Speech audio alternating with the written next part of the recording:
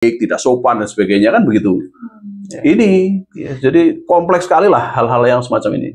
Ya, karena menjadi pendidikan itu juga menjadi tanggung jawab bersama. Iya. Makanya dulu itu waktu kecil kan juga kadang kalau kita main udah sore itu orang tua teman akan ngomong, Le, pulang dulu mandi. Iya. Kalau sekarang nggak ada ya?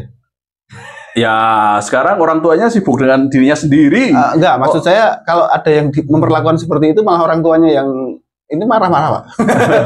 Urusan apa itu anakku sebenarnya saya ngatur-ngatur.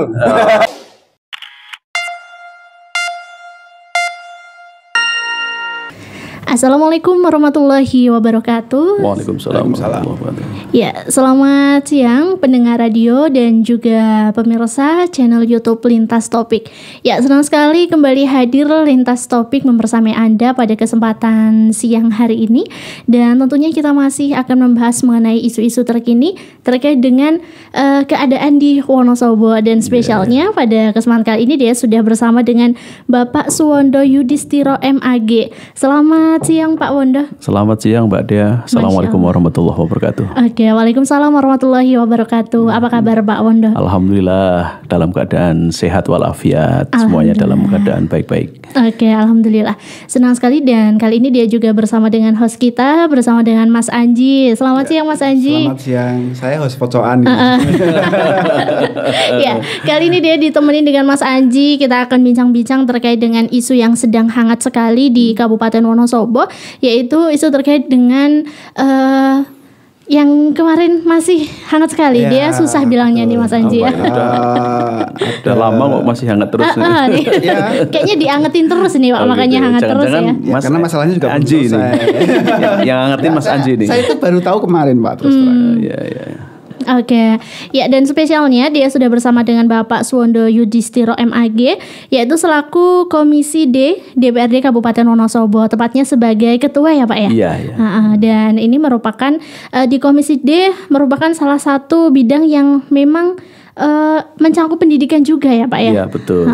Komisi D itu kan membidangi bidang kesejahteraan rakyat yang di dalamnya ada urusan pendidikan, kesehatan, kemudian ketenaga kerjaan, sosial, pemuda, olahraga, termasuk di dalamnya ya kaitannya dengan pendidikan agama dan keagamaan, TPQ, pondok pesantren, madrasah diniyah dan sebagainya, Mbak. Oke. Dan ini tepat sekali kehadiran kita pada siang hari ini akan ingin tahu lebih dalam gitu Pak Wondo ya terkait dengan isu yang memang sekarang kasus yang sedang hangat sekali terkait dengan keprihatinan di dunia pendidikan. Yang kemarin mungkin pemirsa Lintas Topik sudah melihat bersama ya, dan ini sudah tembus sampai 13.000 luar biasa tayangan ini Pak. Berarti isunya itu sangat hot dan sangat menarik ya, karena itu sensitif bagi dunia pendidikan, karena memang ini kan saat ini kebetulan ya baru aja pelantikan kabinet, ganti menteri dan sebagainya, sehingga orang kan juga banyak melakukan evaluasi atas pendidikan kemarin, sehingga harapannya dengan munculnya kasus-kasus semacam ini kan kasus-kasus yang sebenarnya juga sudah lama banyak terjadi di berbagai macam daerah, tapi kemudian ini kesempatan untuk kemudian barangkali bisa di blow up, ini bisa ada perubahan-perubahan yang signifikan kaitannya dengan masalah pengelolaan pendidikan kita yang memang masih terus-menerus dalam proses pencarian bentuk trial and error-nya, Mbak. Oke, luar biasa. Nih baru pengantar sudah hangat bincang-bincangnya Mas Anji ya. Oke, dan selebihnya akan dipandu oleh Mas Anji. Kita akan bincang-bincang terkait dengan bagaimana sih keadaan pendidikan saat ini, dan tentunya tidak hanya menjadi pembicaraan saja ya Pak ya, tapi kita akan berbicara terkait bagaimana sih pendidikan di Wonosobo ke depannya yang akan kita sama-sama upayakan seperti itu. Oke, Mas Anji, waktu dan tempat dia persilahkan deh. Oke, terima kasih Mbak Dea. Jumpa lagi dengan saya host pocokan. Pocokan berarti gajinya banyak ini, bayarannya banyak ini. Saya biasanya saya nemenin Pak Amir di sebelah.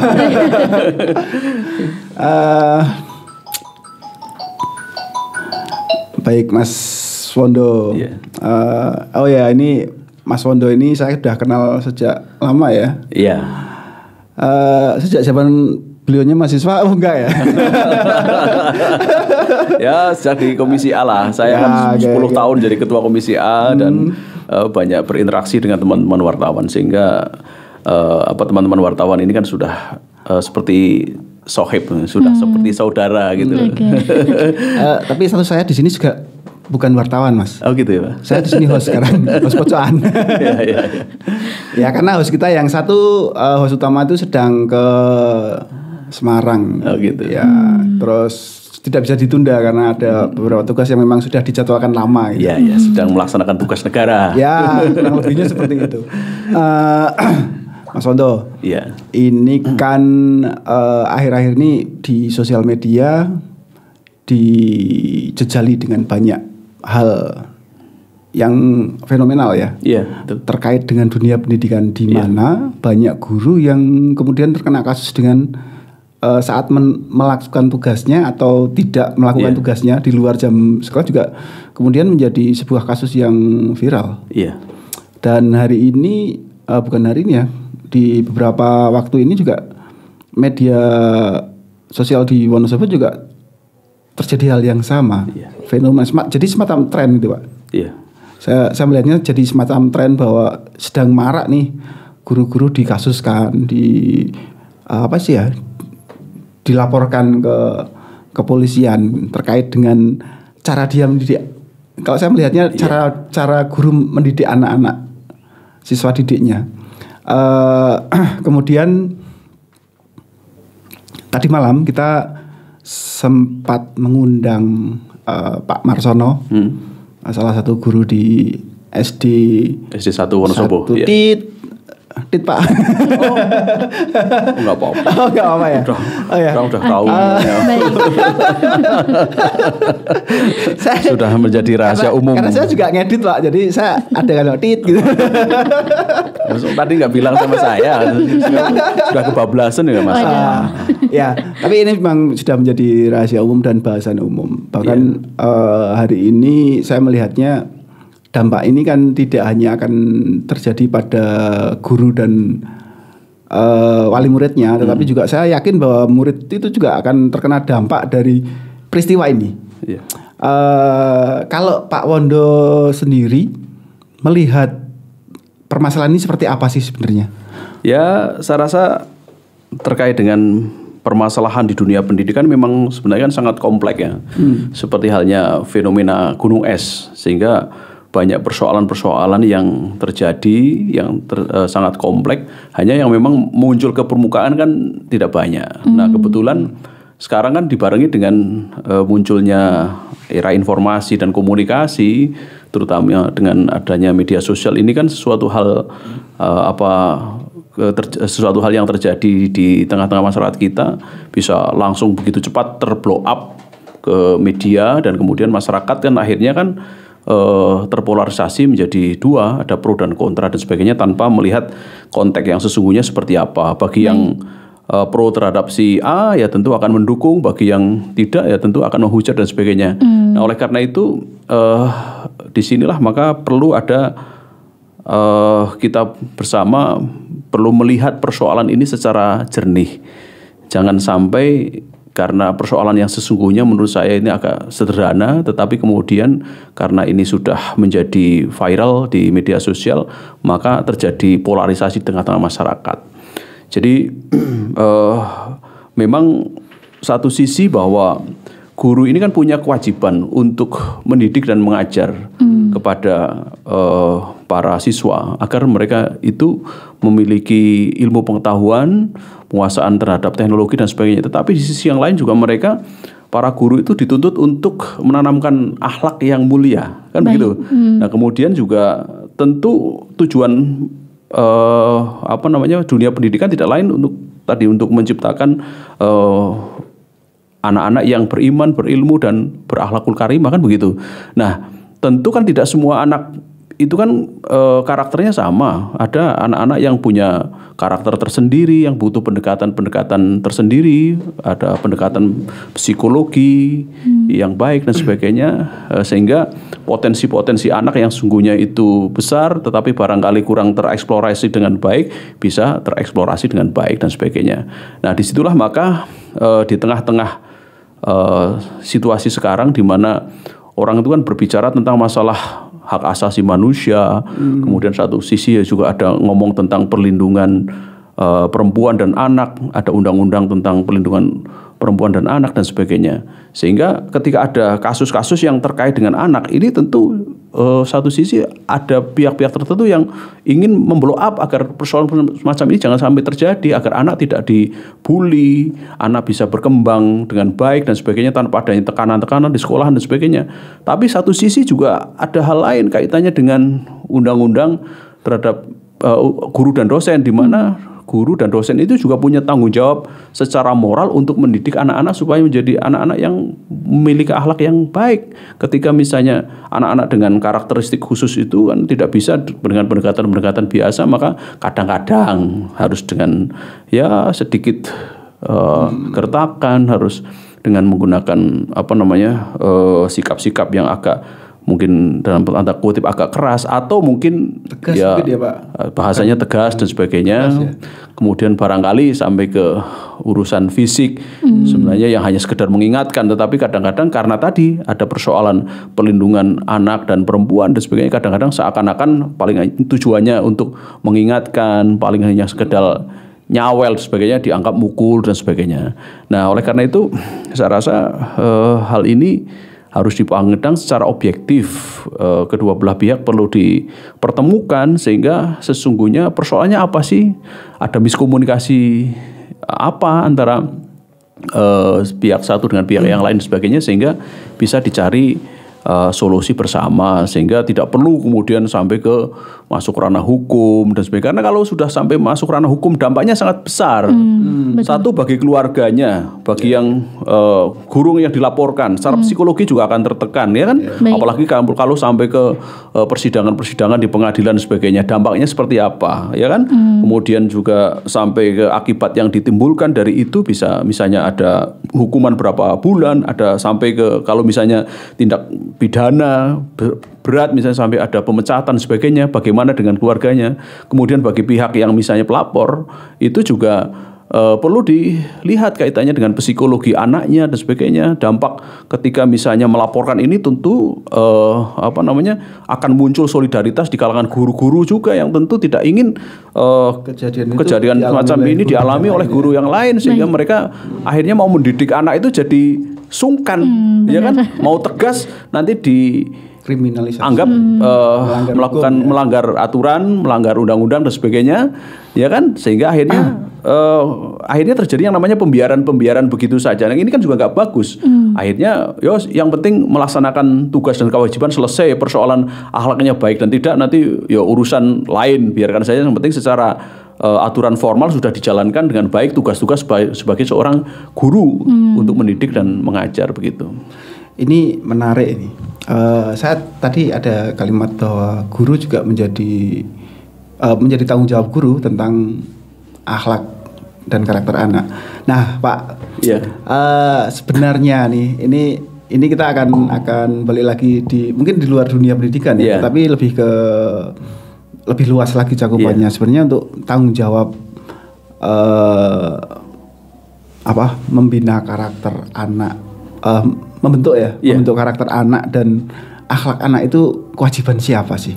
Apa benar hanya itu kewajiban guru? Ya enggak ya, saya rasa ini merupakan tugas dan tanggung jawab bersama. Ya terutama kewajiban orang tua tentu ya, yang mengandung, melahirkan, membesarkan, mendidik di keluarga, di lingkungan keluarga untuk bisa terbentuk pribadi yang bagus, karakteristik yang bagus, akhlak yang bagus. Ini kan harus ada contoh-contoh yang baik dari kedua orang tuanya, dari kakak-kakaknya, dari lingkungan sekitarnya dan sebagainya.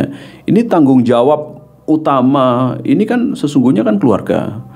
Adapun ketika masuk ke sekolah berarti tanggung jawab untuk mendidik anak itu diserahkan oleh orang tua kepada pihak sekolah, kan begitu.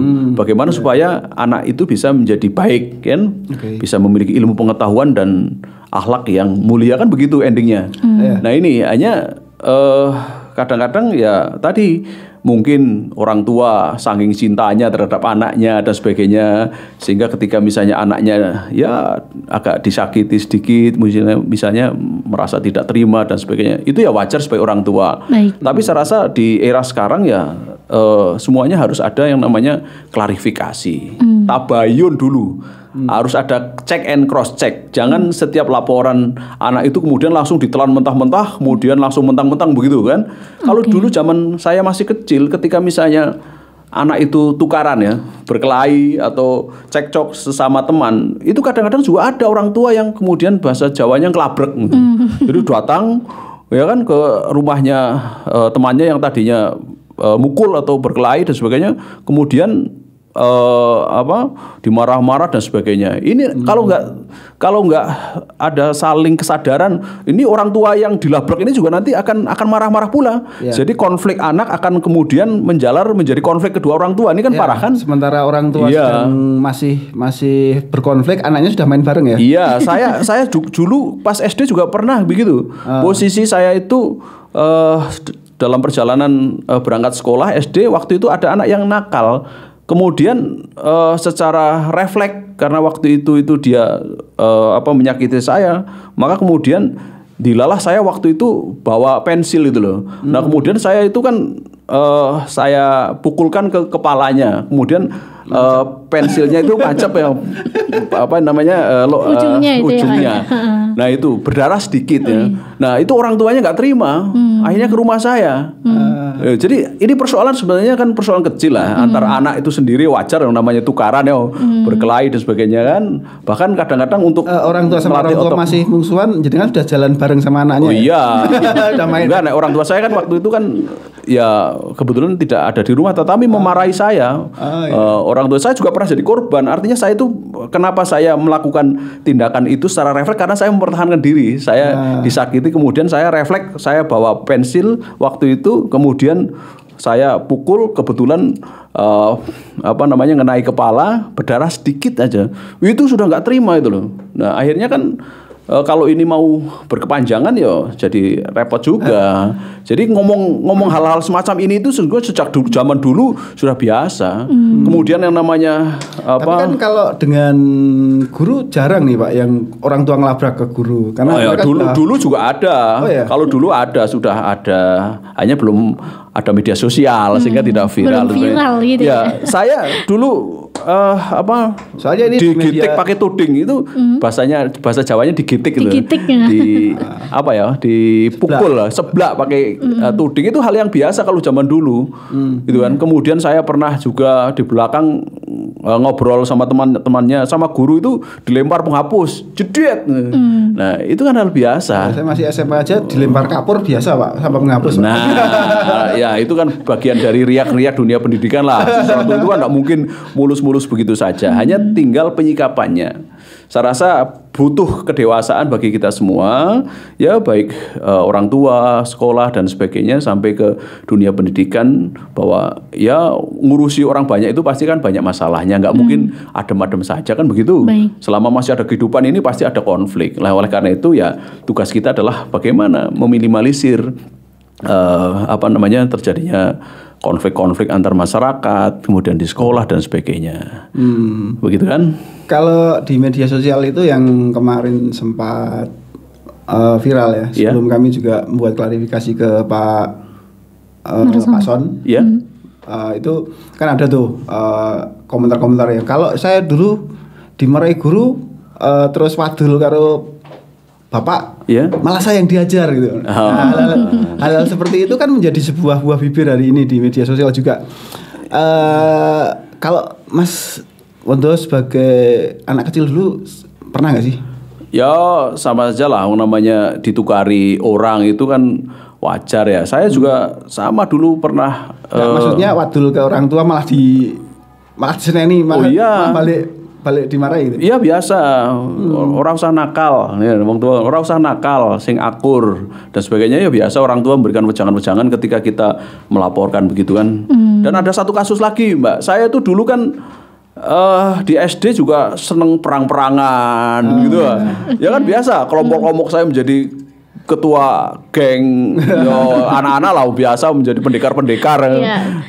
Itu kan hal yang biasa. Tapi kan tidak sampai kemudian sampai luka dan sebagainya. Kemudian yang namanya rebutan alat tulis, misalnya pensil atau ballpoint, hal biasa. Saya juga dulu melakukan karena saya terpengaruh oleh teman-temannya. Kebetulan ada anak dari dusun sebelah yang lewat dusun saya waktu itu kami cegat dan sebagainya. Kita mintai pensilnya dan sebagainya, dikompas lah bahasanya zaman sekarang. Nah, orang tuanya itu juga mengingatkan kepada saya gitu ya. Ketika saya ikut pasar sama ibu saya ditanya sama orang tuanya, niki namine Mas Wondo nggih. Nggih, nganu ya, nek nang sekolahan ojo nakal karo sipur ya. Nah, waktu itu begitu saya. Jadi orang tuanya berarti anaknya laporan kalau apa namanya diperlakukan begitu. Diminta 1 kali 2 kali mungkin diem, Pak. Ya. Kalau setiap hari ya mungkin laporan. Enggak, hanya satu kasustik aja yang namanya anak-anak kan hanya sekedar guyon lah, keluwean dan sebagainya. Dan kan bukan hanya saya, juga teman-teman yang lain rombongan begitu saling gojek kan sebagainya. Tapi kadang-kadang anak itu ya laporan sama orang tua. Kalau ditanggapi serius jadi repot. Nah, itu klarifikasinya di jalan mau pasar kan. Nah, itu ojo nakal ya nenang sekolahan karo sipur. Nah, waktu itu itu hal biasa. Pendidikan itu bukan hanya kewajiban orang tua tapi juga lingkungan ya sebenarnya. Iya betul. Jadi ada peran keluarga. Pertama tetap keluarga ya. Keluarga itu kawah candra di muka yang pertama untuk pendidikan anak. Mau baik dan buruknya pertama tetap pondasinya di keluarga. Pendidikan keagamaan, praktek keagamaan, anak dilatih sholat, anak dilatih sopan santun dan sebagainya. Itu dari keluarganya, dari orang tuanya. Saya ingat betul dari kecil, deke nek ketemu wong takon, ya kan? Ojo kelalen karo sing wong luwih tua boso. Itu ibu saya selalu begitu. Harus menyapa, salaman dan sebagainya sudah ditanamkan dari kecil. Jangan sampai kemudian kita itu anak-anak caranya bisu ketemu orang nggak mau bertanya dan sebagainya. Itu dari orang tua sudah diajarkan itu. Kemudian diajari suruh ngaji, suruh apa, itu pertama dari orang tua. Dan kemudian berkembang ke lingkungan sosial sekitarnya, ya kan? Ada TPQ, ada madrasah diniyah dan sebagainya. Itu juga ada interaksi. Yang namanya anak itu ya biasa, ada hal-hal yang ikut-ikutan. Dulu saya juga pernah nggak tahu menau dulu, belum sekolah malahan. Ada anak yang sudah agak remaja ngubur-ubur cewek itu loh, ngubur-ubur cewek. Nah, saya nggak tahu menau, ikut-ikutan itu loh, ikut-ikutan. Nah, ternyata itu ada indikasi misalnya ya kaitannya dengan persoalan pelecehan seksual dan sebagainya. Lah, kita kan nggak tahu anak-anak diajak bareng-bareng mengejar seorang cewek yang waktu itu ya cantik lah ya, manis. Nah itu, tapi mohon maaf, jadi kita kadang-kadang nggak tahu, hanya sekedar ikut-ikutan begitu. Betul. Nah itu, oleh karena itu ya pendidikan di lingkungan keluarga menjadi penting, kemudian berkembang lagi di lingkungan sosial dalam konteks RT, RW, dusun dan sebagainya. Disitulah pembentukan karakter anak terbentuk. Saya latihan ngaji ya di TPQ, di masjid dan sebagainya kan. Saya latihan bersosialisasi, latihan pidato, latihan menjadi MC, itu ya di lingkungan sosial sekitarnya dan sebagainya. Sehingga akhirnya ketika sudah masuk ke sekolah, saya juga masuk di sekolahan, berinteraksi dengan orang-orang dari latar belakang yang berbeda-beda, dari dusun yang berbeda-beda. Itu kan tentu di situ kan karakternya juga beda-beda pula kan. Nah, kemudian juga ada yang nakal, ya kan? Ada yang karakteristiknya khusus lah ya. Kalau bahasa tanda kutipnya nakal. Sampai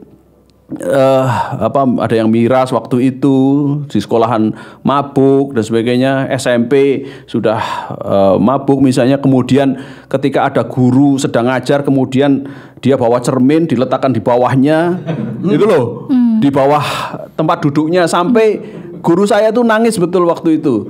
Justru kenakalan anak ini kan sebenarnya sudah muncul loh. Betul, Bu Tuti dulu guru saya yang sekarang menjadi guru SMP 1. Dulu kan guru SMP 1 Watu Malang. Itu ada teman saya yang memperlakukan begitu sampai beliau nangis juga.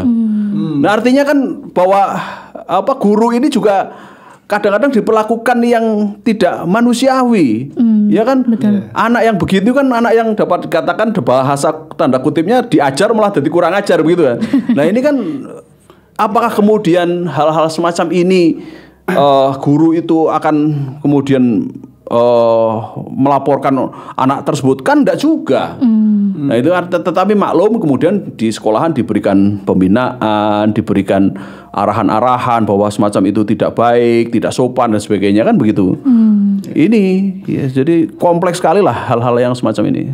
Ya karena menjadi pendidikan itu juga menjadi tanggung jawab bersama. Iya. Makanya dulu itu waktu kecil kan juga kadang kalau kita main udah sore itu orang tua teman akan ngomong, Le pulang dulu mandi. Iya. Kalau sekarang nggak ada ya? Ya sekarang orang tuanya sibuk dengan dirinya sendiri. Enggak, maksud saya kalau ada yang memperlakukan seperti itu malah orang tuanya yang ini marah-marah, Pak. Urusan apa kan anakku sebenarnya rasa ngatur-ngatur. Ya sebenarnya nggak masalah ya kalau dolan ke tempat teman kemudian terlalu malam bukan berarti mengusir ya, bukan berarti bahasa Jawanya nundung, tetapi kan itu kan sudah sore daripada nanti dikejar-kejar sama ditanya dicari-cari sama orang tuanya, lebih baik suruh pulang. Itu kan hal yang wajar. Memang ada Pak yang nyari orang tua orang tua yang nyari anaknya ketika jarang sekarang. Kalau nyari ayam banyak. Kalau sudah menjelang maghrib cari ayam banyak, tapi cari anak kayaknya sudah agak jarang. Tinggal di WhatsApp aja kayak gitu ya. Saya tidak melihat hal-hal kayak gitu sekarang. Tidak banyak melihat. Ya masih ada beberapa yang saat sekitar jam 5 sore orang tua itu sudah bingungan nyari anaknya gitu. Kok belum pulang, belum sampai di rumah. Ya memang kompleks lah. Jadi hubungan antar siswa itu sendiri kan kadang-kadang ya terjadi konflik lah ya. Konflik dengan pemicu hal yang sepele. Contoh dulu, saya kelas 2 SMA, di SMA 2 saya. Kebetulan ada pembuatan kalender kelas. Pembuatan kalender kelas, kemudian salah satu orang itu mengambil kalender temannya itu, akhirnya rebutan, kemudian disobek, nggak terima, akhirnya terjadi perkelahian di dalam kelas itu, ya kan? Nah kemudian saya lere waktu itu di dalam kelas, ya, saya lere karena saya waktu itu ketua kelas, kemudian saya lere. Nah waktu itu sudah selesai, tapi apa? Ternyata mereka membuat kesepakatan antar mereka sendiri dilanjutkan setelah pulang sekolah. Ya kan? Okay. Setelah pulang sekolah itu ternyata dilanjutkan. Mereka ke Tegal, ke belakang sekolah waktu itu. Kemudian saya mediasi dulu. Intinya saya minta nggak usah dilanjutkan. Perkalian kalian itu nggak ada gunanya dan sebagainya gitu. Tapi ternyata mereka nggak mau damai. Akhirnya yaudah kalau nggak mau saya damaikan silahkan gelut-geluto dan sebagainya. Wah ini apa bat sampai gelut sampai berdarah-darah. Baru setelah dua-duanya berdarah-darah baru kemudian saya damaikan lagi. Akhirnya berangkulan. Betul sampai saya itu bajunya waktu itu putih kena darah semua itu karena sebenarnya dari muda sudah ada bakat jadi wasit Pak ya. Oh saya itu pelore jadi mediator konflik gitu.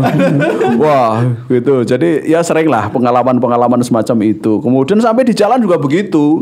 Di jalan saya pulang dari sekolah ada kernet rebutan penumpang, kemudian berkelahi saya yang lari waktu itu di pasar Wonosobo itu. Ya satunya lari ambil pisau, di pedagang pisau itu mau digunakan nusuk. Waduh. Oke, Pak. Nah ini jadi balik lagi nih Pak. Balik lagi ke awal masalah pendidikan Pak.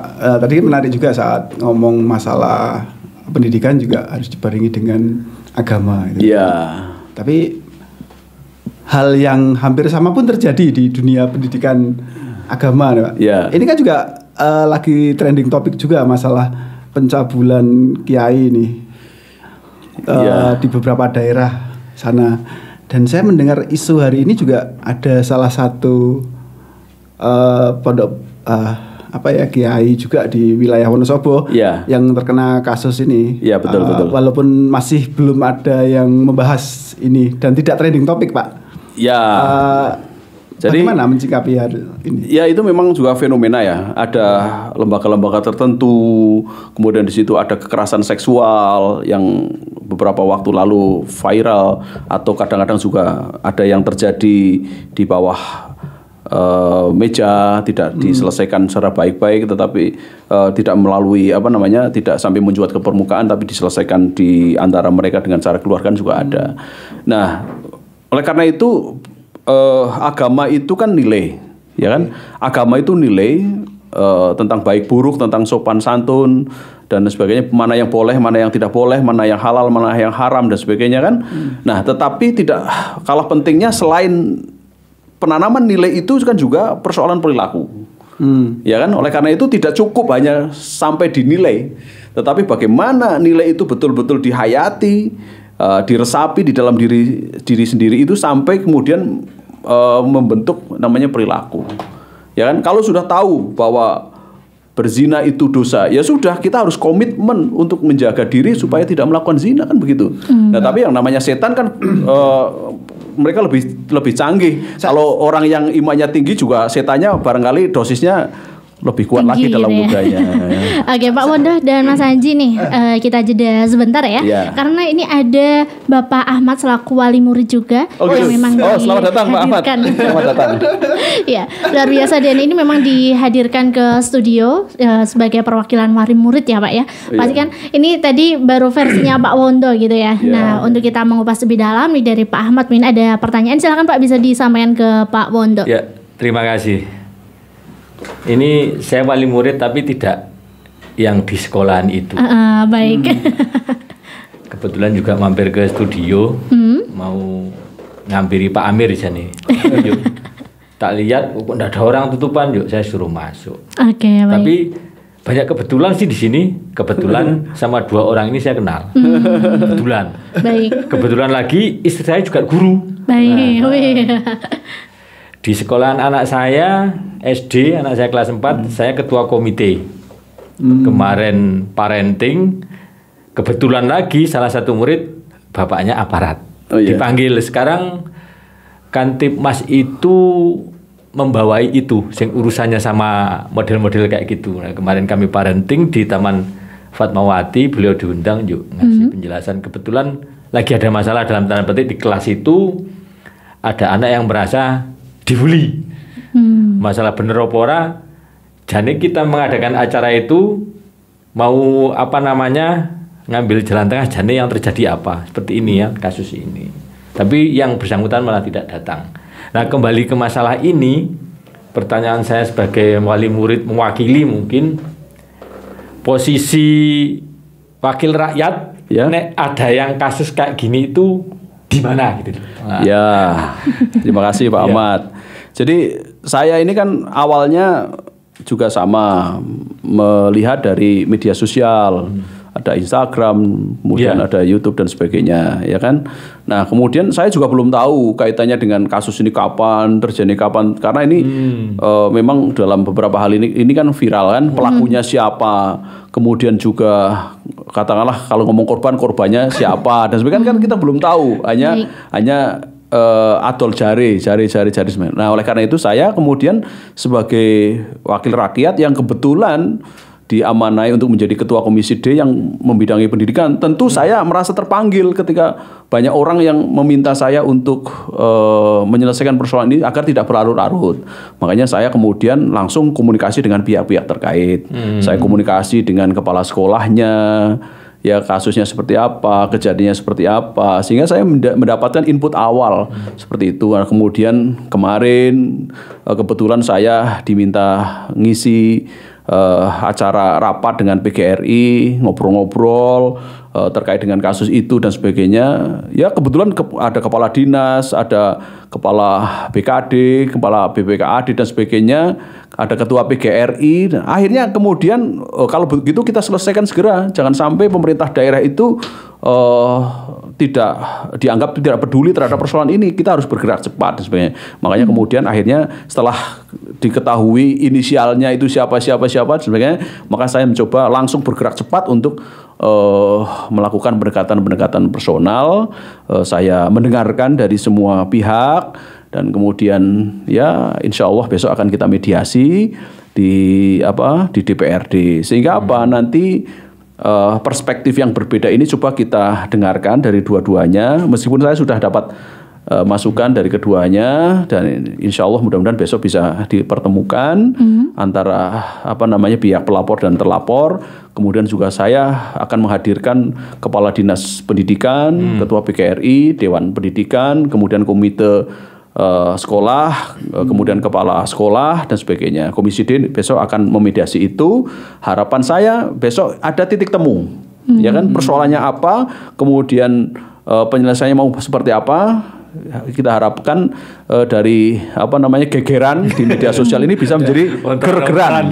Nah, jadi besok insya Allah mudah-mudahan bisa terselesaikan, kedua belah pihak bisa memahami bahwa ini merupakan kesalahpahaman yang harus diselesaikan, dijembatani oleh kita semua. Jangan sampai pemerintah daerah dianggap lalai terhadap persoalan ini sehingga nanti berkembang liar. Karena apa? Dampaknya sudah luar biasa besar. Ya kan? Bola liarnya sudah luar biasa. Saya sudah dengar ada guru yang karena simpati menggalang dana receh sebagai bentuk protes, ya kan, atas permintaan terlapor dan sebagainya kan. Nah, kemudian juga ada solidaritas, mau demo dan sebagainya, mau demo ke Pemda atau ke Polres, intinya menuntut supaya kasus itu tidak dilanjutkan dan sebagainya. Ini kan sudah berkembang liar. Nah, kemudian dampaknya juga sama bagi terlapor, anaknya ini juga kasihan kan. Ketika misalnya kasus ini terus-menerus menjadi perbincangan di masyarakat, otomatis anak itu sekolah juga sekarang kan tentu nggak berani, akan dibully teman-temannya dan sebagainya. Nah, oleh karena itu ini merugikan kedua belah pihak. Nah, oleh karena itu saya berharap bahwa kedua belah pihak meletakkan persoalan ini secara objektif, bukan mau menangnya sendiri, tapi saya dan Komisi D mau mengajak supaya prinsipnya menang-menang. Pihak yang melapor ya merasa menang, tidak dirugikan. Bagi yang dilaporkan juga merasa menang, kasus ini tidak dilanjutkan sampai ke ranah pengadilan. Karena kalau sampai ke ranah kepolisian, mediasi sudah dilakukan dan masih deadlock, mau dimediasi lagi kabarnya hari ini dan sebagainya, saya nggak tahu apakah berlanjut atau tidak. Nah, kalau ini mediasi tidak bisa selesai, otomatis kan nanti akan masuk ke ranah pengadilan. Nah, kalau sudah masuk ranah pengadilan ini kan prosesnya panjang. Ya kan, psikologi yang terlapor juga down ya, berat. Saya pernah ketemu juga agak terpressure, kan. Kemudian juga bagi pihak pelapor sendiri, saya lihat juga nggak nyaman juga. Karena apa? Di media sosial akhirnya muncul hujatan-hujatan, ya kan? Ada hal-hal informasi-informasi yang nggak tahu pribadi yang kebenarannya benar atau tidak, kemudian diupload ke grup-grup semacam itu. Ini kan jadi nggak menarik, tidak kondusif, tidak kondusif kan? Nah, kemudian guru-guru itu juga mengancam kalau begitu nggak ada yang mau ngajar anak itu dan sebagainya. Nah, itu kan coba kalau begini caranya saling motong, saling bersikukuh pada prinsipnya sendiri, tidak mau ketemu bareng, tidak diselesaikan secara bersama-sama, maka semakin liar. Berita tentang kasus Wonosobo ini sudah sampai kemana-mana, sudah dengar oleh orang di luar Wonosobo. Sampai Tribun News Lampung itu memberitakan kasus Wonosobo dan sebagainya. Nah, ini apakah akan kita biarkan? Makanya besok insya Allah kita selesaikan. Biar selesai, mudah-mudahan dari gegeran ini kemudian menjadi gergeran. Besok mudah-mudahan ya yang bersangkutan bisa salaman dan sebagainya, disaksikan DPRD bersama-sama dengan stakeholder terkait dengan pendidikan di Wonosobo, sehingga kasus ini tidak berlanjut ke ranah hukum.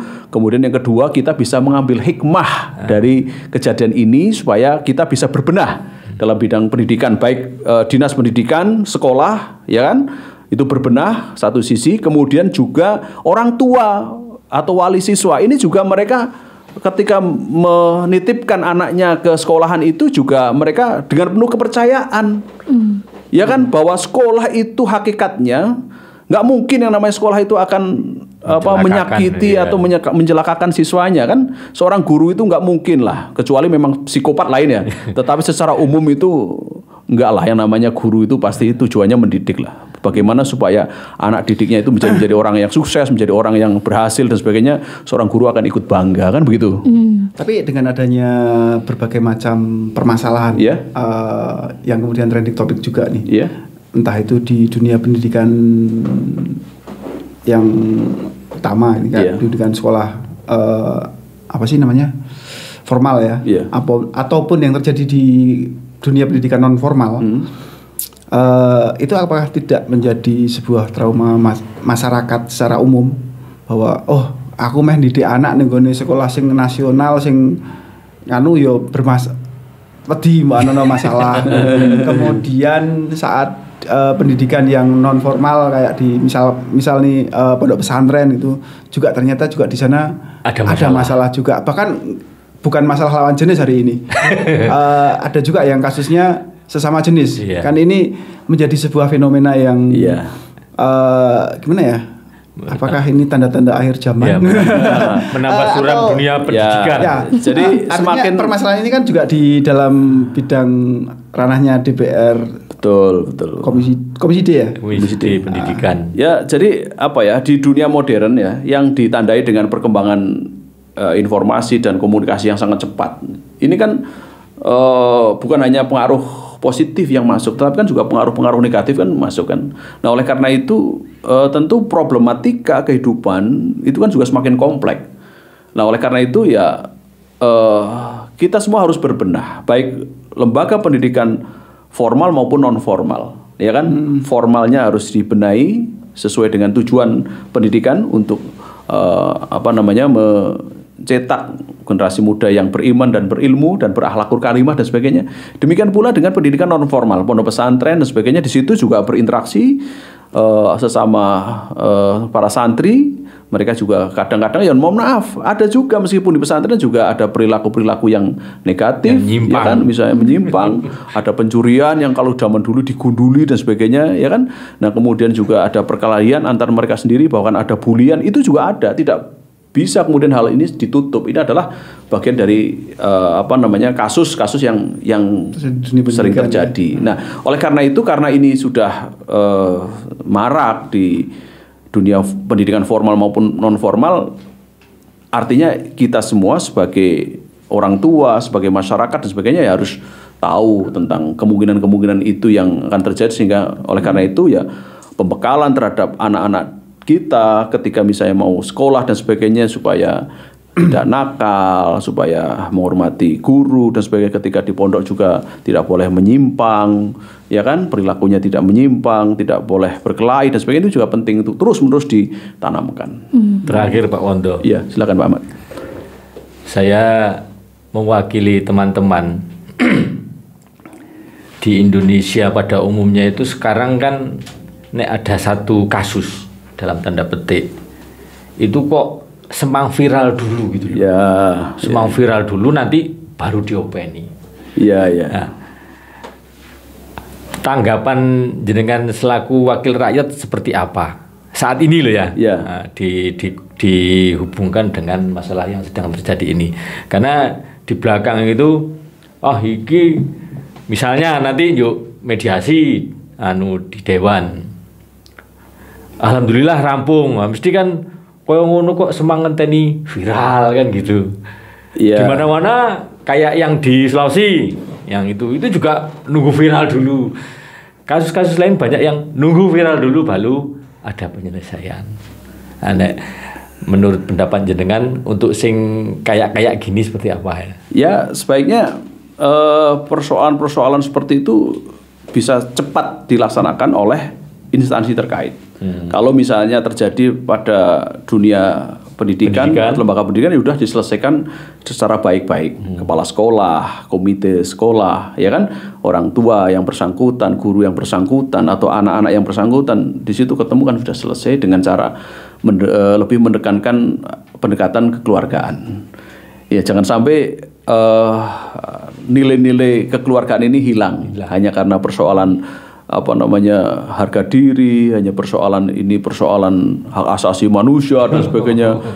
Maka kemudian akhirnya ada persoalan sedikit belum sudah langsung diviralkan sebagainya. Menurut saya kalau kasus itu paling hal-hal yang sepele, remeh-temeh, ya cukuplah diajak ngobrol bersama-sama dari hati ke hati supaya ada penyelesaian baik-baik. Tidak semuanya kemudian harus diviralkan, tidak semuanya harus masuk ke ranah hukum dan sebagainya, karena nanti akan capek semua, gitu kan. Nah, kemudian kalau ini sudah terjadi maka karena ini sudah viral dan sudah meresahkan masyarakat, maka kami pemerintah daerah, DPRD dalam hal ini mengambil sikap cepat. Ini harus kita selesaikan, kita mediasi untuk mencari titik temu. Bukan kemudian kita untuk jadi sok pahlawan, bukan. Tetapi harus ada pihak yang memang berani mengambil risiko, harus berani mengambil peran tanggung jawab bahwa ada persoalan semacam ini harus diselesaikan. Jangan kemudian saling menunggu. Ya kan? Dan saya rasa pemerintah daerah ini sudah berupaya luar biasa, Pak PLT Bupati, kemudian Kepala Dinas dan sebagainya, mereka juga sebenarnya juga berupaya untuk mencari jalan keluar yang terbaik. Mereka juga sebenarnya ingin kasus semacam ini tidak kemudian viral kemana-mana, menjadi akhirnya menggelisahkan para guru dan sebagainya, orang tua dan sebagainya. Nah, oleh karena itu ya saya dalam hal ini mengambil tanggung jawab untuk memadamkan api ini supaya besok selesai. Dan mudah-mudahan apa yang kemarin terjadi bisa nanti dipertemukan, klarifikasi, tabayun, sehingga tadi gegeran menjadi gergeran. Kan tidak boleh berandai-andai ya Pak? Oh enggak, enggak boleh. Saya prinsipnya kalau persoalan di DPRD harus selesai. Harus selesai, betul. Harus selesai. Kalau nggak selesai di DPRD mau kemana lagi? Ya, ya kan? Pengadilan paling. Nah, pengadilan repot ya. Toh akhirnya dulu ada kasus konflik tanah sampai ke Mahkamah Agung, sudah sampai ingkrah keputusan, sudah ada eksekusi polisi, tapi nggak selesai. Masih jadi kasus terus, akhirnya mengadu ke DPRD. Kemudian kami mediasi, kita selesaikan, selesai juga. Nah, kenapa jauh-jauh sampai ke Jakarta, ke Mahkamah Agung, kalau persoalan itu sebenarnya juga bisa diselesaikan di lokal kita sendiri. Nah, oleh karena itu ya menurut saya semua pihak saya minta untuk bisa belajar menahan diri ya bagi pihak-pihak yang terkait dengan hal ini, kemudian juga bagi masyarakat yang mohon maaf hanya sekedar tahu dari informasi media sosial, ya udahlah nggak usah share. Ya, jadi lebih baik sebagai pengetahuan tidak masalah, tapi tidak harus kemudian memviralkan, mengumpan kepada orang lain dan sebagainya, karena kita sendiri belum tahu konteksnya seperti apa, yang benar mana, yang salah mana. Baik. Ya kan? Harus ada disaring dan sharing sebelum sharing. Jadi harus disaring dulu sebelum kita sharing. Kalau dalam bahasa agamanya kan ketika ada informasi yang datang kepada kita, maka jangan langsung diberikan kepada orang lain, harus ada yang namanya tabayun dulu, klarifikasi dulu. Kan begitu? Tidak boleh informasi itu beredar tanpa kita mengetahui kebenaran informasi itu. Baik Pak Wondo, dan terima kasih sebelumnya Pak Ahmad yang sudah memberikan sudah bertanya dan juga sudah memberikan pemaparannya, dan ini luar biasa sekali Pak Wondo ya, dari perwakilan wali murid Pak ya. Ya, dan saat ini nih Pak, dia kembali akan tanya ya Pak, bahwa tadi sempat disinggung juga bahwa di dunia pendidikan saat ini menjadi keresahan bagi kita bersama. Tadi sempat disinggung Pak Wondo ketika menjadi guru bingung gitu Pak ya. Kita mau mendidik maksimal tapi takut gitu ya Pak, barangkali nanti dikira ada kekerasan, atau bahkan sampai sekarang ini Pak, salah satu kasusnya sampai ke ranah hukum seperti itu.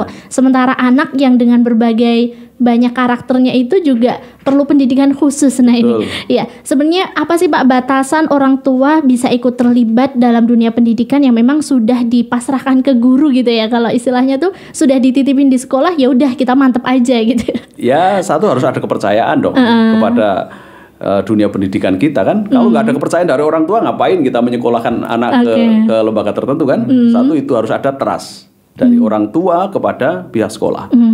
Kepada pihak sekolah juga punya tanggung jawab untuk mendidik anak itu supaya menjadi tadi orang yang beriman, berilmu, berakhlakul karimah, kan begitu, tujuannya kan sama kan begitu. Nah, oleh karena itu saya rasa untuk bisa memediasi ini, kegiatan-kegiatan parenting itu di sekolah menjadi penting. Orang tua, wali murid itu ya sesekali dikumpulkan per kelas, dari guru, dari wali siswa, wali kelas, untuk misalnya menyampaikan tentang perkembangan anaknya seperti apa, tahapan-tahapannya seperti apa, karakteristiknya seperti apa yang harus dipantau di rumah dan sebagainya. Dengan demikian pula sebaliknya, orang tua juga menyampaikan karakteristiknya kalau anak di rumah seperti apa, sehingga ketika di sekolahan apa yang harus ditekan oleh guru. Itu penting, parenting jadi penting. Menjadi titik temu antara pihak sekolah dengan orang tua, sehingga di situ ada yang namanya persamaan persepsi di dalam mendidik anak seperti apa. Kan gitu. Karena memang cara pandang anak, cara pandang di dalam mendidik anak itu kan berbeda-beda. Ada cara pandang misalnya militeristik, ya kan, bahwa kedisiplinan itu harus ditegakkan dengan cara yang tegas, keras, begitu ya. Tetapi ada yang pendekatan humanis, bahwa anak itu punya kepribadian ketika didekati dengan cara-cara humanis akan lebih manut daripada kemudian dibentak-bentak, daripada dengan cara tegas. Ini kan persoalan pendekatan. Dan kita tidak bicara tentang mana yang lebih efektif, mana yang benar dan salah. Ya, tergantung konteksnya dan tergantung anaknya, karakternya seperti apa. Baik. Saya pernah jadi guru loh. Saya pernah jadi guru SMA, pernah jadi kepala sekolah. Kebetulan waktu itu ya sekolah swasta, rintisan, anak-anaknya itu rata-rata itu podolan semua, ya kan, karakteristiknya khusus dan sebagainya. Itu juga pendekatannya sangat susah, ya kan, sangat susah. Karena mau berangkat sekolah aja susah, ya kan, mau belajarnya susah. Kita berikan pelajaran, sudah jelaskan secara detail, tarik-tarik dan sebagainya. Nanti pada saat tes juga nilainya 40, 30 dan sebagainya nggak masuk. Bungen tuwo. Ini kita juga sebagai guru stres juga menghadapi situasi semacam ini. Okay. Nah, oleh karena itu ya tadi bahwa mendidik ini pekerjaan yang betul-betul susah. Ekstra ya. Ekstra. Jadi tidak hanya sekedar transfer of knowledge ya, transfer pengetahuan saja. Tetapi yang lebih penting lagi adalah komunikasi, mengajarkan, mendidik supaya anak itu juga selain ada ilmu pengetahuan yang masuk juga membentuk yang namanya kepribadian. Ini yang paling berat kan di situ. Kalau hanya transfer knowledge, memberikan pengetahuan tentang apa, tentang tata negara, tentang matematika, tentang fisika dan sebagainya, oke, bisa. Tetapi yang paling berat ini adalah membentuk karakter anak supaya menjadi orang yang baik. Ini yang harus diperhatikan. Dan pendekatannya harus multidisipliner begitu.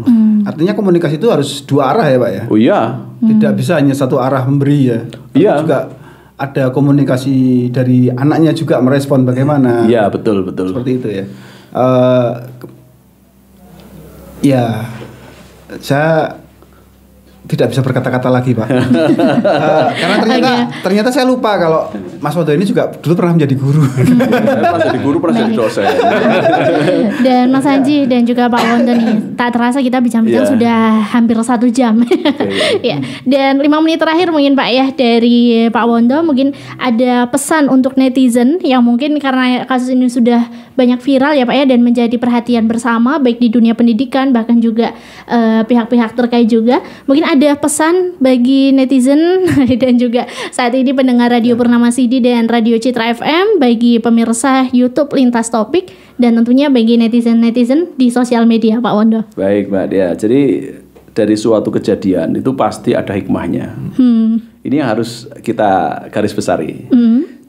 Harus kita kasih stabilo besar bahwa dari sebuah peristiwa itu pasti ada hikmahnya.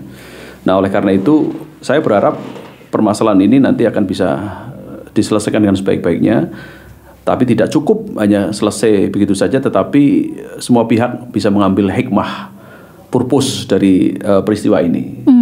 Baik dari kami pemerintah daerah, dinas pendidikan, kemudian satuan pendidikan, itu harus melakukan evaluasi terkait dengan namanya metodologi pembelajaran, kemudian bagaimana interaksi antara siswa dengan guru dan sebagainya, dengan kepala sekolah dan sebagainya, itu menjadi bagian evaluasi ke depan. Kemudian juga bagi orang tua juga sama. Artinya belajar dari pengalaman semacam ini, kalau misalnya ada kejadian-kejadian yang serupa, ya lebih mencari penyelesaian dengan cara kekeluargaan. Tidak perlu kemudian langsung segala sesuatunya itu masuk ke ranah hukum, kemudian suatu hal informasi yang bisa diklarifikasi, ditabayunkan langsung di-share ke media sosial yang akhirnya akan menimbulkan kegaduhan-kegaduhan. Karena gaduhan-gaduhan itu tidak akan menyelesaikan masalah. Ya kan? Oleh karena itu sekali lagi bahwa upaya untuk mencerdaskan bangsa ini harus dilakukan oleh semua pihak. Bukan hanya menjadi tanggung jawab guru saja, tetapi juga menjadi tanggung jawab orang tua. Bukan hanya menjadi tanggung jawab orang tua dan guru saja atau sekolah saja, tetapi juga tanggung jawab pemerintah. Disinilah maka kita hadir bersama-sama untuk bisa mewujudkan iklim pembelajaran yang di sekolah yang bersifat kondusif, yang di situ menghargai tentang hak-hak anak dan sebagainya. Tapi di sisi yang lain juga kita semua sebagai orang tua juga menghargai tentang hak-hak guru, ya kan, tentang profesi guru ataupun dosen dan sebagainya. Mereka juga dilindungi oleh undang-undang dan sebagainya. Jangan sampai mereka yang sama-sama dilindungi undang-undang, baik anak maupun guru ini dua-duanya dibenturkan dengan dalil yang berbeda-beda. Anak atas dasar undang-undang tentang perlindungan perempuan dan anak, kemudian guru misalnya perlindungan guru dan dosen dan sebagainya, nggak akan selesai. Oleh karena itu sekali lagi bahwa kita harus menempatkan persoalan ini secara objektif. Pada intinya segala persoalan itu harus kita urai dengan sebaik-baiknya dengan lebih menekankan pendekatan-pendekatan persuasif, ya kan, kemudian pendekatan kekeluargaan, tidak perlu dengan cara-cara yang emosional. Baik. Terima kasih. Oke, baik. Terima kasih banyak Bapak Suwondo Yudhistiro MAG selaku Ketua Komisi D DPRD Kabupaten Wonosobo, Pak ya. Yang tentunya di bidangnya sesuai bidangnya yaitu di bagian Kesra ya, Pak. Ya. Oke. Ya, Mas Anji ada tambahan atau sudah cukup? Sudah cukup. Sebenarnya masih banyak Pak pertanyaan. Cuma tadi sudah di warning nih. Biar situasinya tidak semakin memanas. Karena sudah ada beberapa upaya lagi di mediasi, Pak ya. Ya, sudah saya takutnya saat saya tanya itu justru malah meruncing jawabannya, meruncing masalah ini. Baik. Ya, terakhir saya minta agar kedua belah pihak saling calling down. Dua-duanya tidak perlu posting. Sekarang stop. Kendalikan jari jemarimu supaya tidak semakin Tapi viral. media boleh Pak ya? Posting tetap boleh ya? Media pun boleh, terutama yang podcast terakhir ini penting sebagai bentuk edukasi kepada masyarakat supaya bisa melihat persoalan ini secara lebih jernih dan kemudian bisa mengambil hikmah dari sebuah kejadian ini. Dan insya Allah besok kita selesaikan bersama-sama di DPRD. Oke, baik. Terima kasih banyak Bapak Suwondo Yudhistiro MAG yang telah memberikan penjelasannya cukup lengkap dan tentunya juga netizen-netizen yang mungkin kemarin sudah mulai bereaksi nih dan sekarang sabar dulu, tahan dulu gitu ya jari-jarinya. Yang cooling down bukan cuma yang bermasalah nih, tapi masyarakat juga harus cooling down juga. Jangan share terus. Ya, nanti justru malah memperuncing permasalahan dan nggak selesai ya. Nambah manasi ngompori itu. Akhirnya kita yang sibuk harus memadamkan kompor itu. Yang dituduhkan biasanya media Pak, sukanya manas-manasi. Sekarang enggak Pak. Media harus berpihak kepada upaya untuk rekonsiliasi konflik kan begitu. Jangan malah manas-manasi dong. Benar banget. Dan tentunya tepat sekali kita hadir sebagai lintas topik ya Pak ya, seperti jargon kita yaitu bagaimana kita bisa menyingkap isu, mengupas fakta begitu Pak ya. Oke, buat sahabat Purnama CD dan juga sahabat Radio Citra FM yang saat ini sedang mendengarkan dan pemirsa YouTube Lintas Topik. Terima kasih banyak atas kebersamaan Anda pada episode kali ini. Terima kasih kepada Bapak Suwondo Yudhistiro MAG, Mas Anji juga yang sudah membersamai kita pada siang hari ini. Mudah-mudahan segera selesai dan yuk kita selalu ikuti, kita boleh memantau perkembangannya bagaimana, tapi tetap stop, tahan jari dulu biar nggak sembarang share gitu. Ya itu terakhir dari Dea. Terima kasih banyak atas kebersamaan Anda. Oh iya Dea, sebentar. Satu lagi nih. Boleh. Tadi Mas Wondo kan minta untuk kita streaming juga waktu untuk mediasi nih. Kemungkinan juga kita akan angkat juga besok pas waktu mediasi di gedung DPR. Kita akan lakukan streaming. Gitu. Wow, nantikan terus di lintas topik ya. Waduh, sampai kecelitut nih Mas. Nanti diedit ya. Enggak, nanti untuk percakapan kita nggak ada cut-cutnya ya Mas ya, biar lebih transparan. Dan terima kasih yang sudah stay tune terus di radio kesayangan Anda. Dan terima kasih juga untuk pemirsa YouTube Lintas Topik. Selalu ikuti kami, jangan lupa like, share, dan subscribe-nya. Terima kasih. Wassalamualaikum warahmatullahi wabarakatuh. Waalaikumsalam warahmatullahi wabarakatuh.